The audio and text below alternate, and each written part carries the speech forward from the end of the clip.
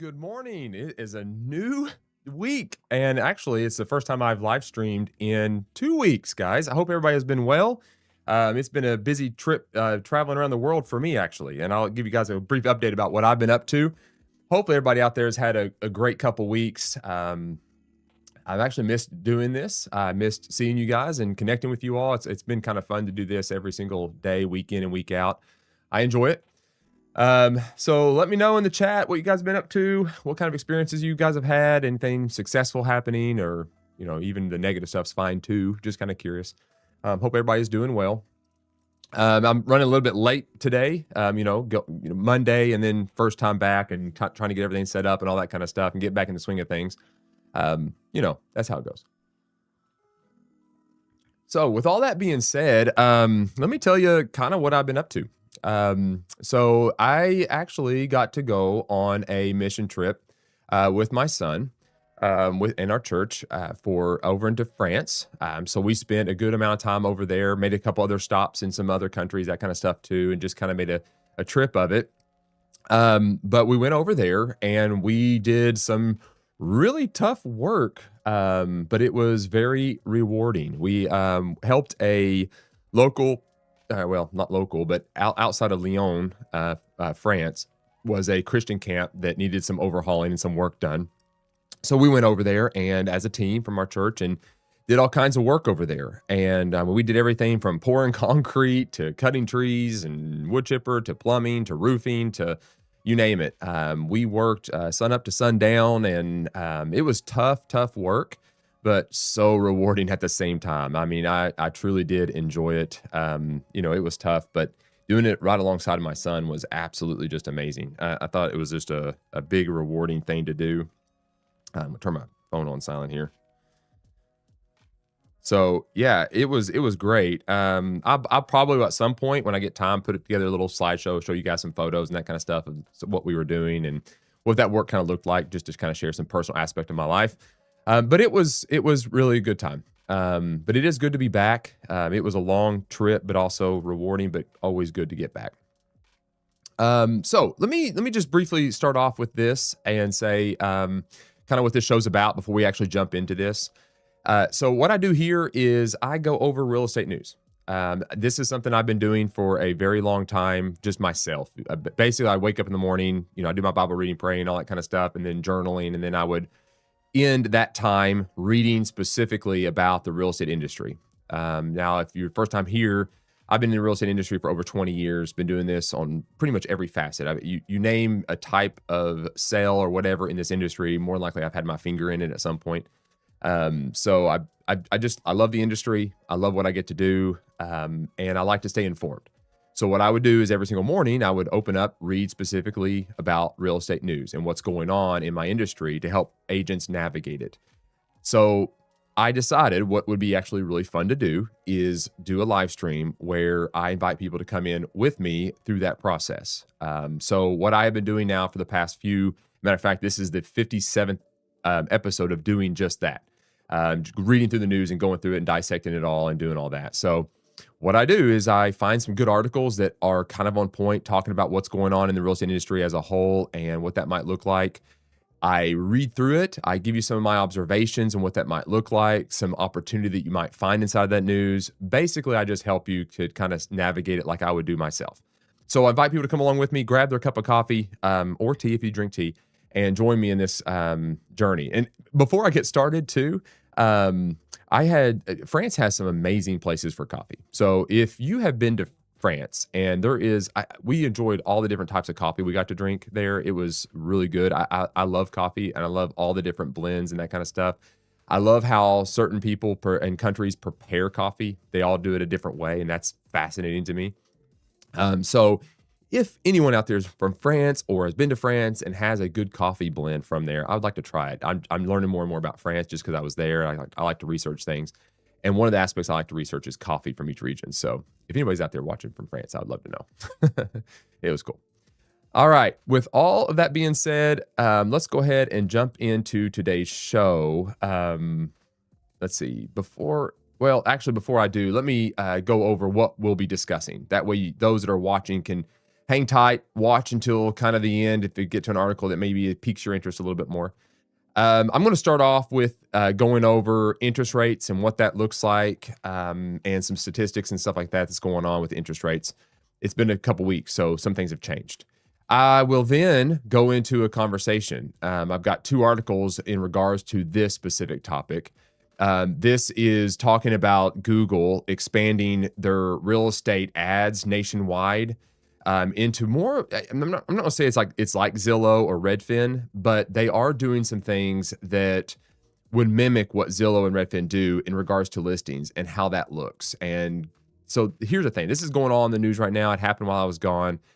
But Google entering into the real estate listing portal war is a very interesting one to pay attention to. We don't know how it's going to play out. It's way too early to know what that's going to look like. But it is something to highly take notice of. Matter of fact, I mentioned this back in 2025, the end of 2025, in the fall sometime, that Google was beginning to kind of do something with this House Canary service where they were syndicating MLS listings on their site. And we talked about it briefly. We talked about how this could be a major game changer, and more of like a real game changer for portals like Zillow, Redfin, and others. I think this could be a very big shift in some ways in regards to what this might look like, and especially in regards to the portal wars. So we'll talk about that.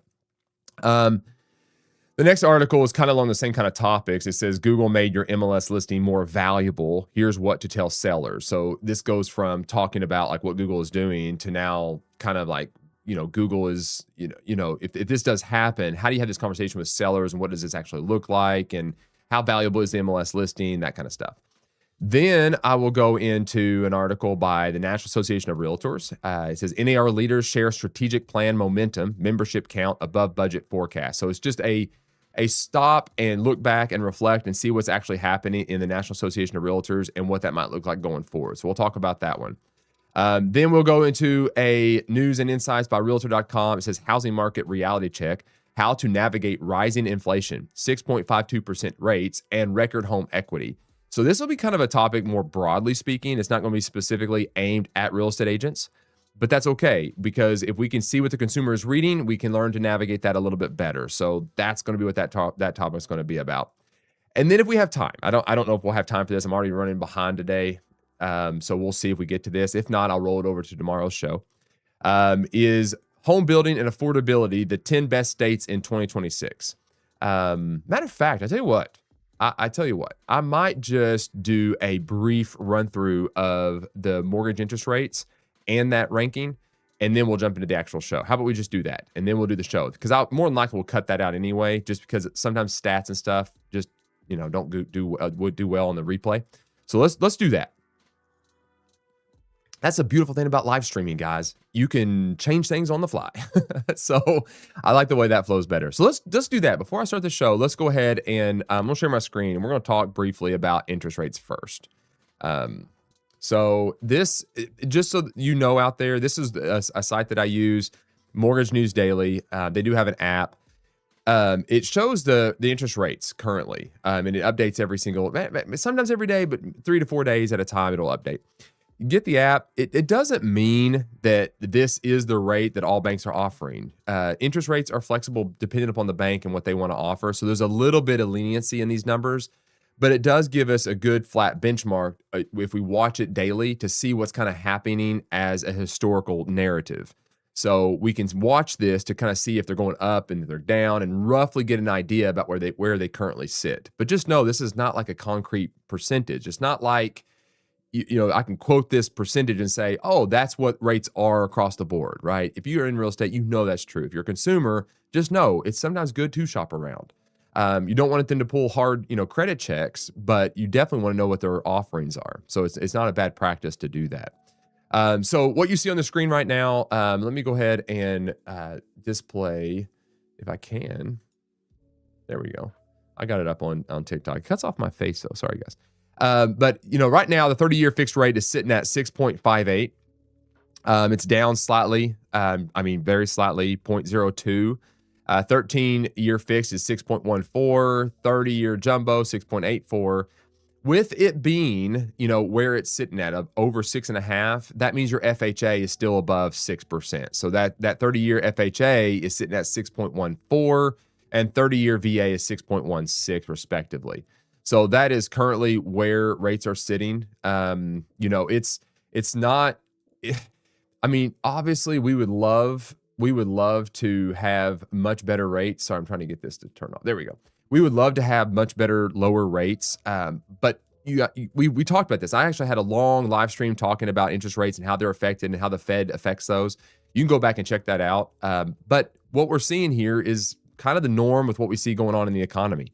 If the economy is sitting where it's at and we still have a little bit of inflation, which we're going to talk about briefly, if we still have a little bit of that inflation going on, well, rates are probably going to hover right around where we're seeing.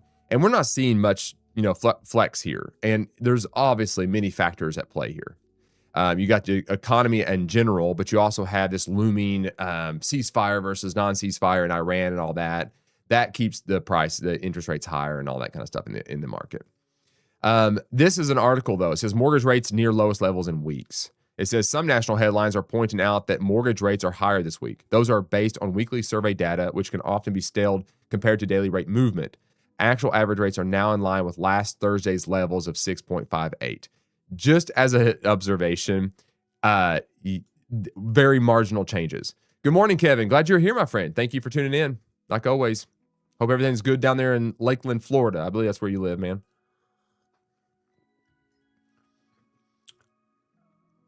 All right, so that's a brief snapshot of rates. We're not seeing anything crazy right there. Now, let's go into, just out of curiosity, it says home building and affordability, the 10 best states in 2026. This is the Realtor.com state report card, reveals that Midwestern and Southern regions are leading the country. So this is just a cool little list here, and I'm going to turn it back on TikTok so you guys can see it on there as well. Sometimes I get flagged, but here is your top 10 states as far as housing starts and affordability and what that might look like. Number 1, we have Indiana. Indiana is sitting at a grade A. The median listing price is $346K. The median household income is $77K. So that is where Indiana is sitting. Then you can kind of see Iowa's in second, then South Carolina, then Texas, then North Carolina, Nebraska, Delaware, South Dakota, Arkansas, and Oklahoma. Those are your top 10 states for housing affordability. So it's very interesting. I think what's happening, if you look at kind of a trend, right? If you look at like Illinois here, I'm not surprised that there's kind of in this area in the Midwest, this 2, 6, and 8, that there is increase there, and 1. You got Chicago as a major metropolis right there. Then you look at Colorado and you look at see what's going on here, and you have people moving into these areas here because the expense is getting high. So that's just kind of what happens. People are moving out of these bigger cities into smaller rural areas. So, and it's mainly because of the affordability. So we're going to start seeing that more and more. So if there's anybody out there that lives in any of these states, let me know if you're noticing any of this type of stuff happen in your market. Like, do you feel like you're having more people moving into your state than you would otherwise? Because typically what ends up happening is when you have lower affordability, you start having more people move into your state. So I have a feeling that's what's happening here. But it's pretty cool. So well done, Indiana. It says Hoosier State takes the crown. It says sitting at the top of the leaderboard with an overall score of 76.3 out of 100. Indiana won on the strength of its well-rounded scorecard, balancing formidable affordability with solid home building. So it's pretty cool. So if you're in Indiana, congratulations, you took the crown. That's pretty awesome. Oh, good deal. Wrong button. There we go. All right. So there we go. We front loaded it with that. That was cool. Let's go ahead and now get into the show, and we'll get into the actual articles of the day. Quick swig of coffee.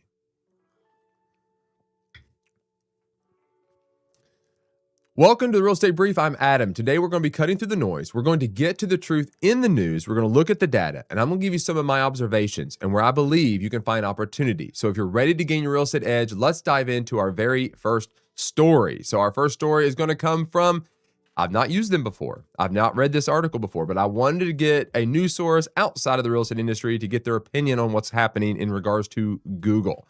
So this is coming from techrepublic.com. Never read anything like this type of stuff. Hey, Judea, good to see you. How will we do that? How will we do what? I'm not sure what you're asking. But yeah, thank you for being here. Hello to you. Good morning. Good morning. So the title of this headline by Tech Republic is Google expands real estate ads nationwide, challenging Zillow and Redfin. So this is an outside source. I thought it'd be kind of cool to read and see what this has to say. But I'm going to pause for just a second because I see one of my friends are here that I want to give a big shout out to. Bobby, I see you, man. Congratulations on passing the real estate exam and getting in our industry. I know it's been a journey for you. I'm excited for you. Glad you are here. Reach out anytime if I can be of help to you, man. Welcome, welcome, welcome. Glad to have you, my friend. What a wonderful journey you've just started. Ups and downs, my friend.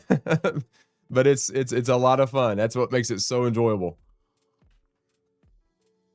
Hello, Michelle. Thank you for being here. Good to see you as well. All right, let's get into this article here and see what's going on with Google, man. Google, man, I'm not surprised that Google is entering into some kind of portal war with everybody else. I mean, look, billions of searches happen on Google. It just makes sense to me. I'm surprised it's taken them this long. So let's just see what's happening here. Yeah, good morning, Michelle. Thank you. Good to see you.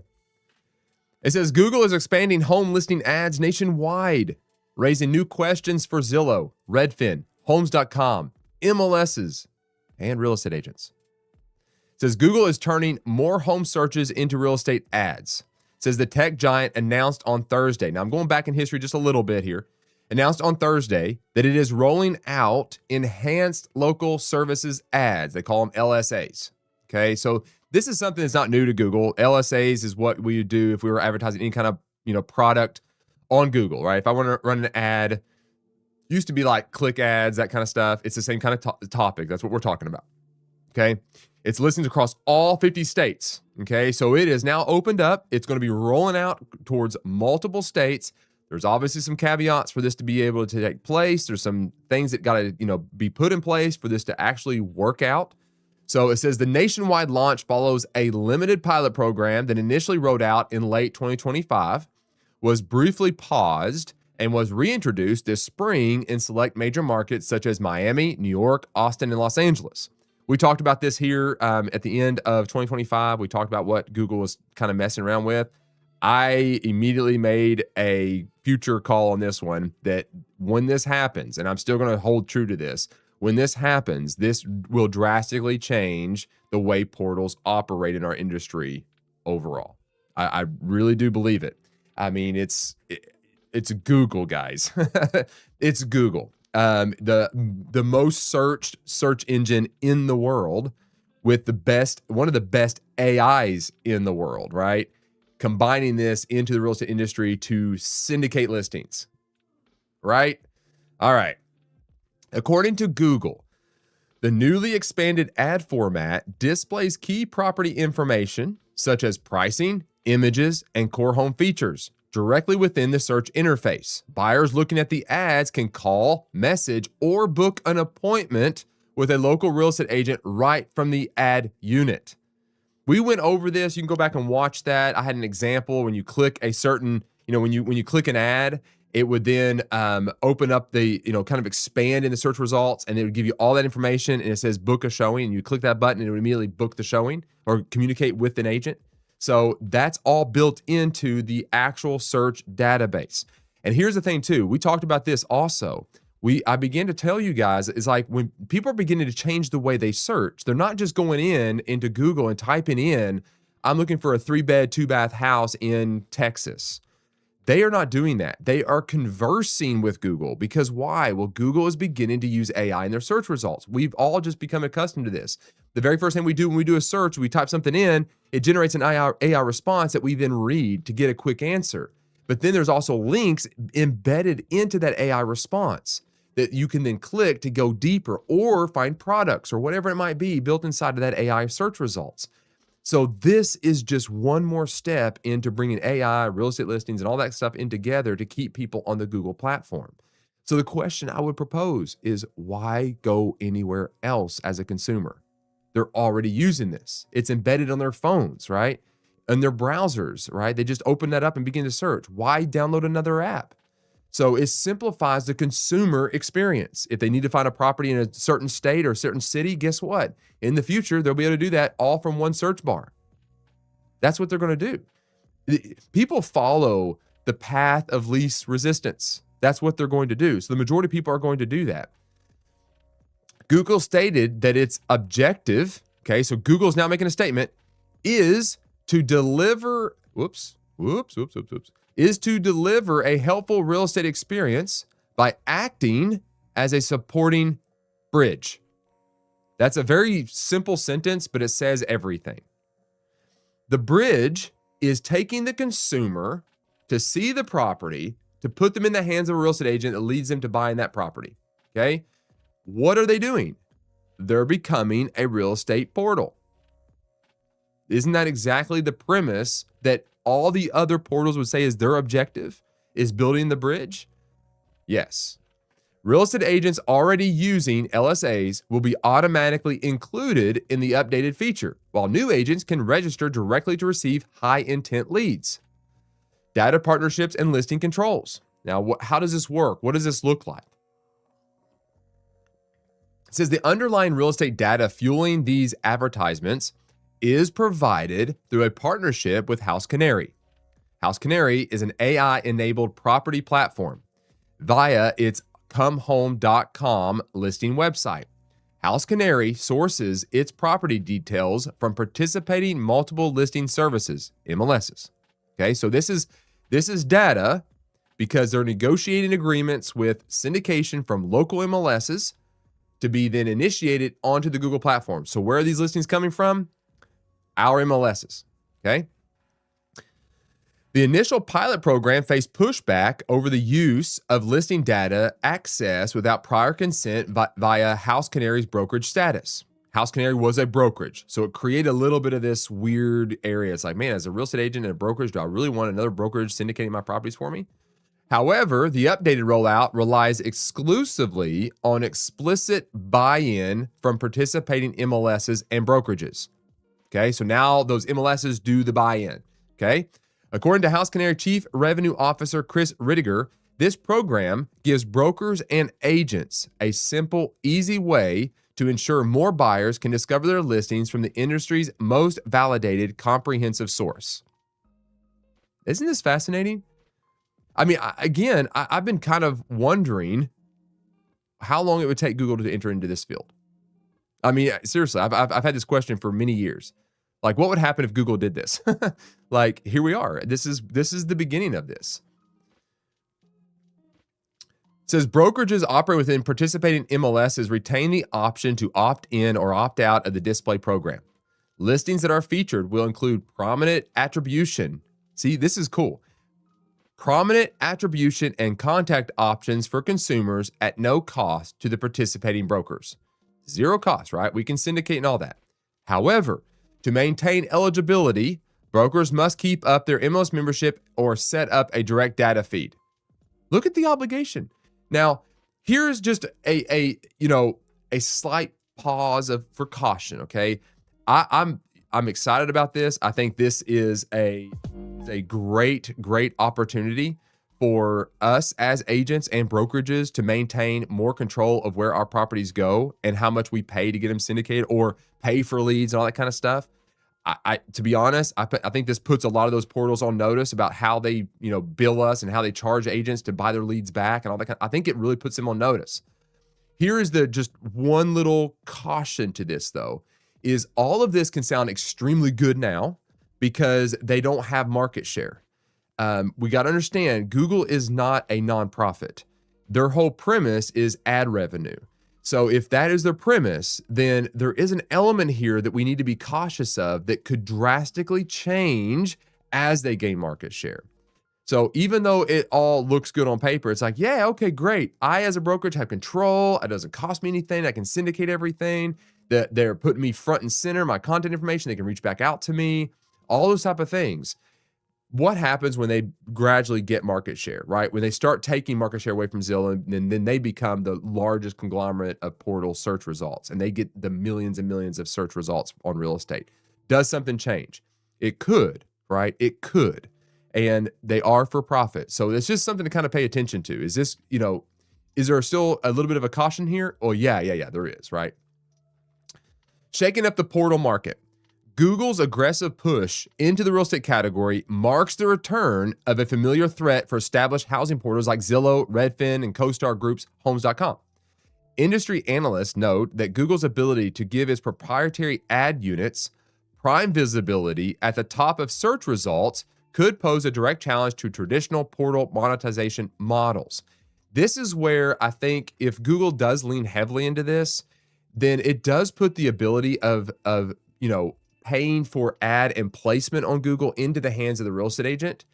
And it then plays the algorithm game that the LSAs inside of Google have been playing for years, right? That click-through rate and all that kind of stuff, where you go on, you open up an ad account, you create an ad, you set your ad revenue, how much you want to spend for that ad. It does put the control back into my hands as the listing agent or brokerage. And to this is a big win, because Google doesn't really care about selling leads back and all this kind of stuff and referrals and all that. They just want you to spend money on ads. And if that model stays the same across the board, then as an agent, I can allocate advertising dollars to push my property into their search results to get better ranking. It might show as a sponsored ad on Google results, and show up in the feed, but at least it's in my ability to control how that goes, right? And I don't have to worry about the leads going to some other random agent out there. It's going to me. So that's a big play if they lean heavily into that. I like that model. In an investor note cited by The Real Deal, BTIG analyst Jake Fuller wrote that if Google can directly access and display listings with a means to monetize, it is less clear where Zillow might fit in. And that's a great observation, right? Because if they can profit from the ads like we were just talking about, then it calls into question everything Zillow charges real estate agents. Their entire model gets brought up and to be challenged, and like, why would I pay that? Why would I pay that? If I'm paying $3,000-$4,000 a month to get leads from Zillow, when I can take a listing of mine, or as a broker, I can go out and market and sponsor all of my properties across the board for that kind of money and get results that go straight into my hands of my agents. Why would I go to Zillow and do that, right? Why wouldn't they, right? The announcement triggered a negative reaction on Wall Street for several competing housing services. Zillow Group stock dropped 4.9% midday following the news, while CoStar Group shares declined by 3.6% according to Barron's. Okay? It could readjust. The major platforms remain defensive about their market share. Zillow told Barron's that 80% of its web traffic bypasses external search engines entirely, coming directly to its platform. Meanwhile, a Redfin spokesperson emphasized that serious buyers need more than a search result, adding that exclusive, differentiated inventory makes their platform an indispensable destination regardless of where a buyer search originates. I understand what they're saying. I mean, what would we expect them to say? Here's the only problem where I'll gotta give a little bit of pushback why they should be probably more on notice, is you're talking about a search engine that has access to billions of data information points that they can aggregate into a search result. So when I go into Google and I begin my housing search and I talk to it in maybe just a Gemini type thread, and I'm talking to it as if I'm needing an advisor, it has access to all kinds of information. So if I'm a buyer looking for a home in a specific area and I give it and feed it information, it has the ability to help guide me into the right properties I'm looking for, that then puts them directly into the hands of a competent agent. So again, I understand that right now they're saying 80% of its web traffic bypasses external search engines. That's only because Google right now, if you go there and you start doing kind of searching on there, it doesn't tailor it on what the buyer's looking for. But do you see how quick it would be that if I go in there once and I see what this looks like, and YouTubers out there start showing you how to do it, and everybody starts talking about, hey, here's how to search for homes on Google now, how much easier that is? Like, I don't need an extra app. I don't need to go to a certain website. I literally just open up my browser on my phone and I type in the search field anything I want, and it's going to give me what I'm looking for. Again, that point of least resistance. So I understand they got to take that defensive position. They got to make those kind of statements. But my observation would be, you're kind of on notice, guys. You're kind of on notice here. Yeah, so that would be the end of that article there. I think there's just a lot to digest inside of this, and something just to kind of observe. How is this all going to play out? We can speculate all day long. There could be roadblocks. More than likely there'll be lawsuits against Google for doing whatever and all this kind of stuff happening, right? We all know how this plays out. The reality, though, is there'll be a lot of noise, but there will be a Google real estate listing search portal type system. What does it look like? We don't know yet. But here's what I would say. If you're looking for the opportunity inside of this, I would do a couple things. I would definitely go into your Google business page. If you have a Google account, set up a business, fluff it up, add your reviews, begin to really learn about how the ad system, search results, ranking, AI, and all of that works inside of Google. If you are a real estate agent, this is a very pivotal moment to put yourself in a position to take advantage of this kind of shift. So get ahead of the game. If you've not fluffed up your literal business profile on Google, now's the time to do that. Begin getting that ready. Begin researching this and understanding how this is all going to work. And also if you do have the I think it's the LSAs, like the Google Local Services ad dashboard that you have, you need to go straight into there right now and begin making sure that business is verified, make sure everything's intact, make sure your credit card's good, all those type of things, and then start paying attention to when that's going to roll out in your area. But pay attention to what your local MLS is talking about. Maybe even call up your local MLS and just ask them, hey, are you guys doing anything with syndicating to Google yet? Have you heard about this, right? Put it on the radar and find out if this conversation is happening. Chances are it is. I think there's a lot of agents that are talking about this right now, but maybe not. Maybe it's not happening yet, but it's coming. So I would begin to really be able to pay very close attention to this. All right. We're not done with Google just yet, though. We're not done with Google just yet.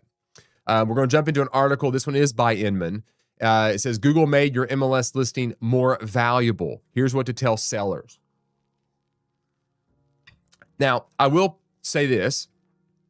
Most sellers, we're not at the point now where you're going into a listing appointment and this is going to be part of your listing presentation. I don't think we're there yet. I think right now, as an industry, we're paying attention and watching and observing where this is unfolding. And the only time I would say we are in that is if you are in an area that this is happening. So go research and see if this is happening in your area. If it is, if your MLS is already syndicating to Google and doing this, then it is in your listing presentation. So what we're about to talk about needs to be in your listing presentation. Right now, though, for the majority of us, it's not in our market yet. This is trying to get ahead of the game a little bit here and just setting the stage so we're ready to make the pivot and the move when it is time. When we start hearing that in our area, it's like, okay, I'm ready to go. I can roll this out quickly. So just keep this in mind. Like, this is coming. It might not be in the majority of our markets yet. So we're just doing this as a preemptive preparation type way here right now. So, all right, Google's building its home search on MLS data. That's big news for those building walled gardens. Now, he's literally... So here's the thing. Daryl Davis, I've actually disagreed with him in a couple articles where he kind of came out against the private listings and all that kind of stuff. And I'm not saying he's entirely wrong in his position. I just think he's kind of closed-minded a little bit in his position on that. I think there's an argument to both sides of the aisle on that topic. I'm not getting into that topic right now. But I think his position, even when he uses the term walled gardens, he is, you would think he's maybe, talking about like a portal, but that's not actually what he's talking about, because he's used walled gardens in his other articles talking about those companies that are wanting to do private listings. And it's nuanced at best. It's just something to take note of. I mean, it's kind of his position. It's his stick, whatever. I don't necessarily disagree with every point he makes. I think there's an argument on both sides. Not the topic for today. Sorry. It's a little bit of a bunny trail. On Thursday, Google announced it is taking its home listing national. We're going to skip that. It says most agents will skim that headline and file it under another tech story. Okay, and this is true. I think a lot of our agents they hear this kind of stuff all the time, like, oh, this is just another one of those stories, whatever, we're going to move on. He goes on. This one changes the conversation at the kitchen table. And for once, it changes it in favor of the MLS. Yes. Daryl, I agree. I think if this rolls out nationwide and MLSs start taking on this, it does both of those things. The kitchen table conversation completely changes as far as syndication is concerned. It's going to switch to more being about Google and how Google works and how we push and how we advertise properties on Google than anywhere else. That will change. And yes, he is right also. It changes it in favor of the MLS, which I will add to make the point about the walled gardens that he even argues against is kind of their entire point. Like places like Compass and stuff like that are making the argument. It's like these portals out there do not have the agent's best interest. And in some cases, not even the sellers. It's only their website. So I wouldn't be surprised if we hear Compass and other places, Howard Hanna and stuff that had these private listing networks built in, be like, yeah, we're in favor of this because they're not against the MLS. They're for real estate agents, right? Because that's their industry. So I would say Daryl's right here. And I would say also a lot of the people that maybe would disagree with Daryl on the whole private listing network would actually agree with him on this. Where buyers actually start. Quick question. Where does a buyer's home search actually begin? He makes the argument. Now, Zillow would say otherwise. Not on Zillow, not on Redfin.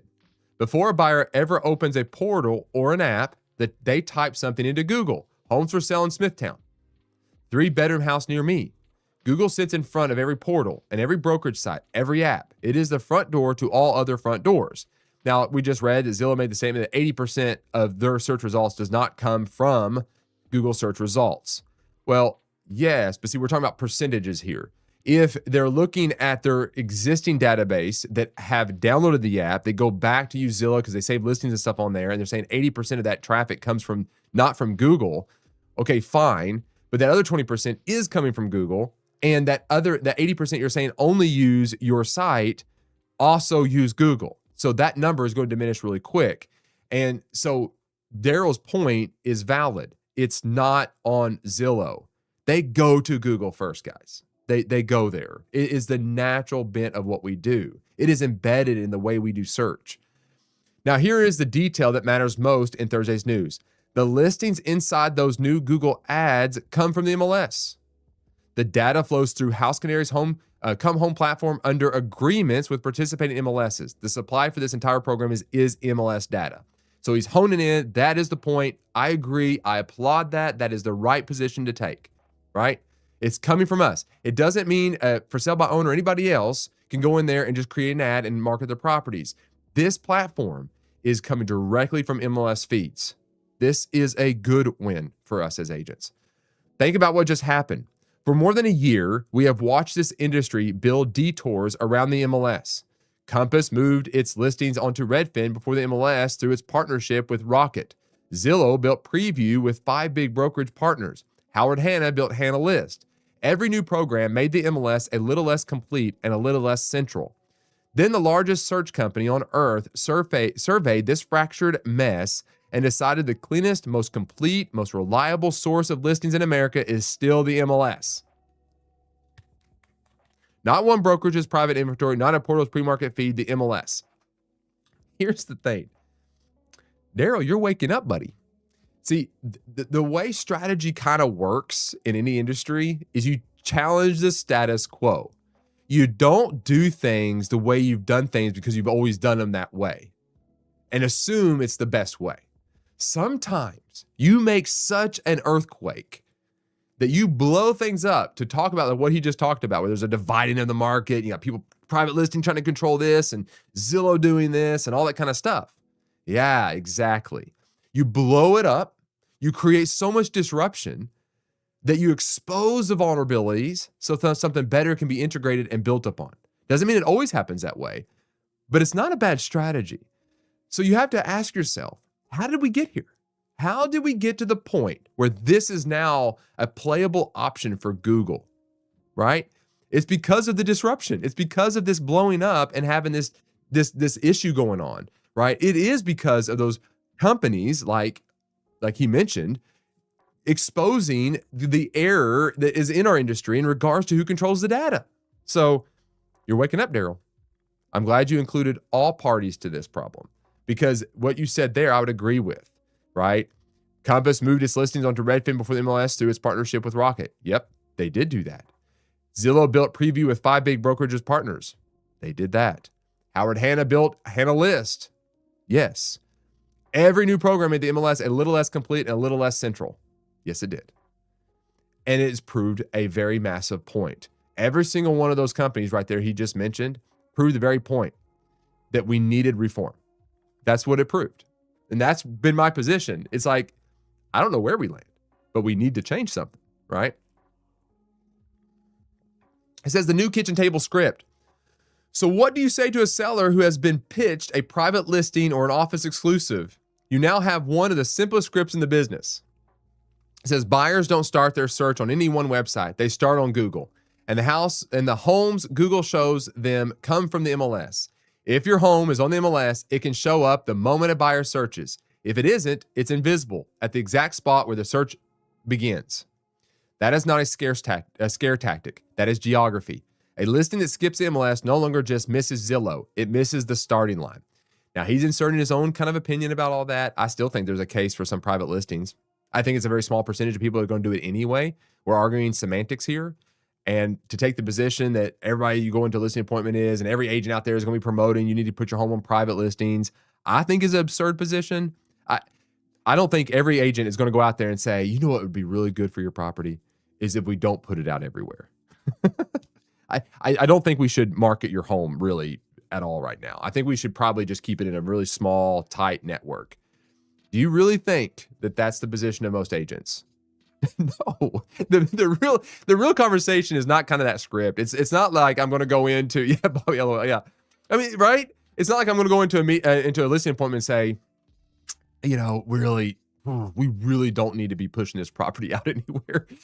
No, the reality is like you're going to go out and say, hey, look, our best opportunity to market your property is to get it in front of as many people as possible. Okay. My job is to market it, get it ready, get the best photos, best descriptions, represent you extremely well, and push it out there to everywhere, right? That would be the script. What then happens is, the seller will be like, well, yeah, but we're a little bit worried about this, or, we have this concern, or maybe I'm going through a divorce, or maybe I got this stalker, whatever it might be, right? Maybe I'm a celebrity. Maybe it's these type of situations. There are very rare circumstances, okay, where private listings make sense for the seller, okay? So to take the position as is, there's no case, whatever. It's like there are cases, guys. Like it's their home. They live there. So maybe they do want some privacy, right? So there's a place for private listings.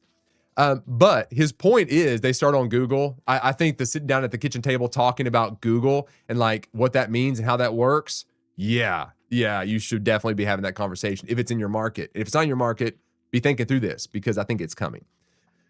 Pair that with the numbers you should already know cold. Zillow's research team studied 2.72 million transactions and found that homes sold off the MLS brought in about 1.5% less nationwide. In states like California and New York, the gap grew to 3.7%, which is real money on a typical home. More exposure means more buyers. More buyers mean more competition. More competition means a better price.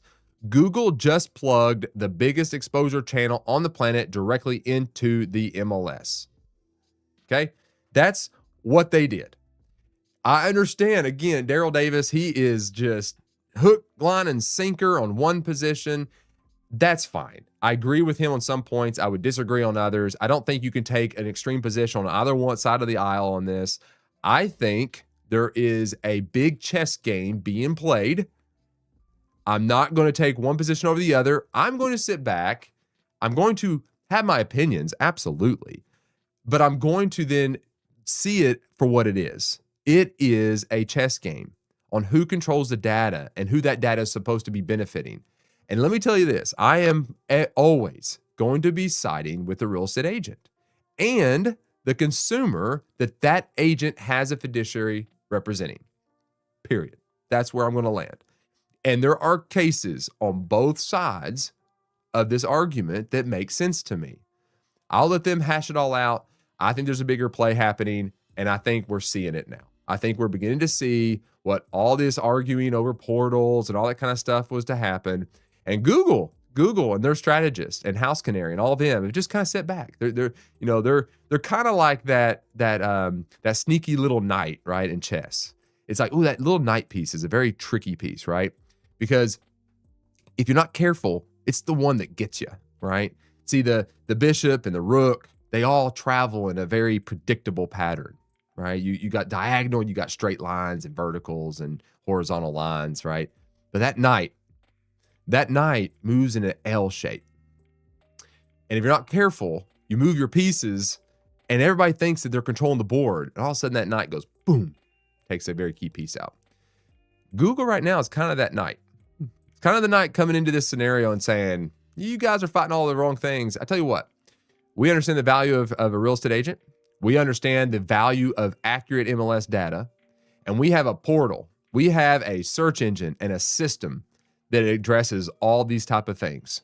And while your guys are arguing about all this kind of stuff, we're going to build a platform that puts the correct information right in front of the consumer, given by the real estate agent, validated by the real estate agent, and put it right back into the real estate agent's hand that created all the data to begin with. Yep, they're the knight, right? Now, again, we got to have a little bit of caution because right now they're the underdog. They don't have the portal controls. They're not making all the money off this. But really, Google doesn't really have to change too much to make this a very profitable endeavor for them. Because the simple play here, and I think this is where they're going to go, is just ad revenue. I think it's as simple as that. That's their entire model anyway. It's like, why would they need to get into the business of doing referral business at all?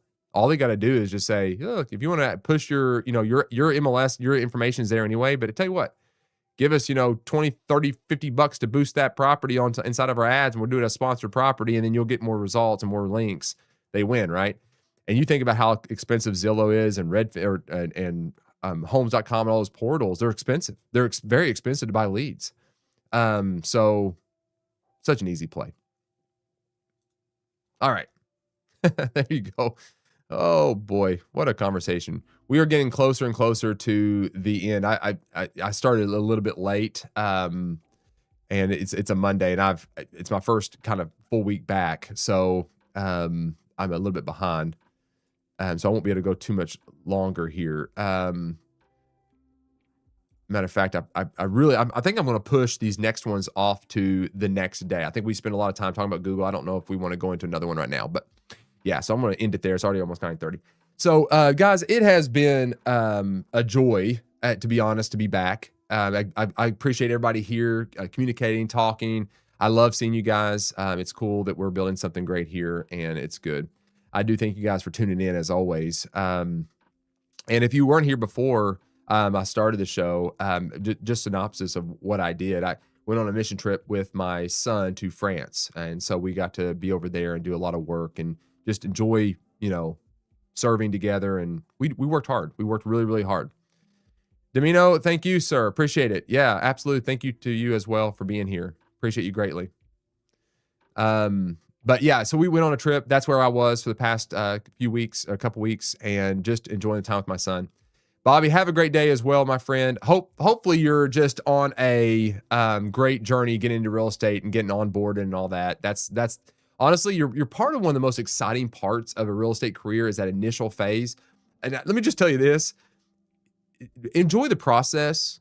Like if I can just encourage you with one thing, enjoy the process, because when you first get in it, it's like you're kind of lost, and and every brokerage is just going to do this. It's not a bad thing. It's just part of the process. Is they dump a lot on you. They just pour more and more stuff into you, and you sit there and you're like, oh my gosh, how do I process all of this?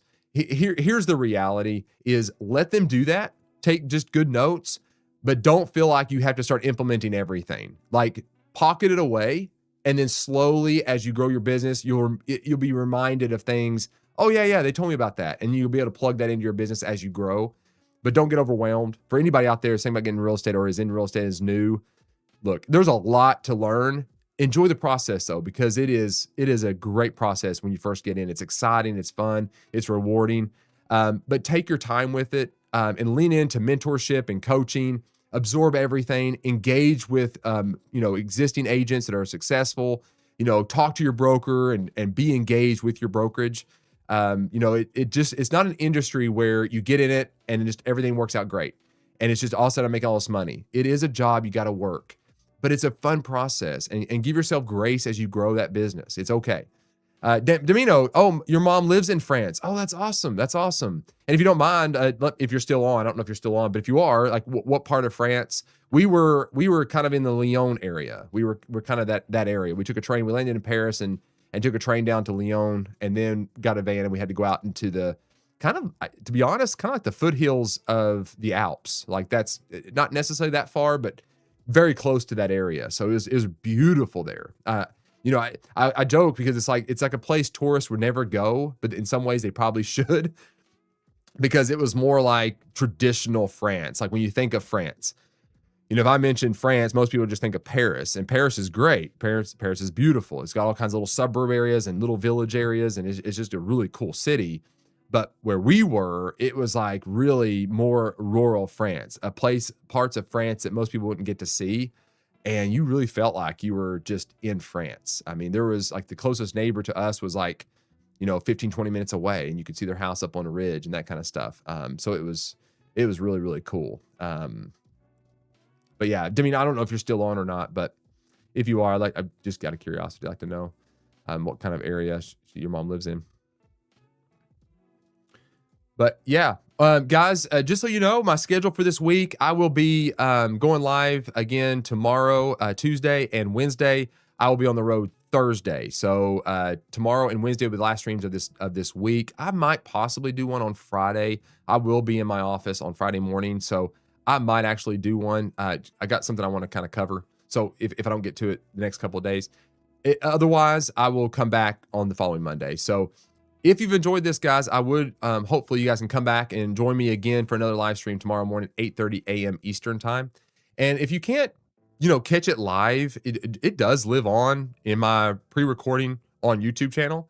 So you guys can go back and watch those. I love engagement too. If there are articles or conversations or things you have questions about, don't ever hesitate to reach out to me. I would love nothing more to kind of help you guys along in your journey in real estate, or even feature an article that you read that you say, wow, this is kind of interesting. I'll get your take on this. I'd love to do that. I'd love to give you a shout out for sharing the article. So just feel free to share those type of things. My desire here is we grow a great community of real estate agents, just growing together, learning together, and, getting better at our jobs. So, all right, with all that being said, that is your real estate brief for today. If you found this helpful, please consider hitting the like button to tell YouTube you would like to see more of this type of content. Consider subscribing and following me on TikTok. Greatly appreciate that. To join a community of real estate agents that are focused on building a business that is relationship focused first. There is always so much more that I could have talked about. Got 2 more articles that I did not get to, but that's what tomorrow's for. So I'll see you then. Take care. Have a good one.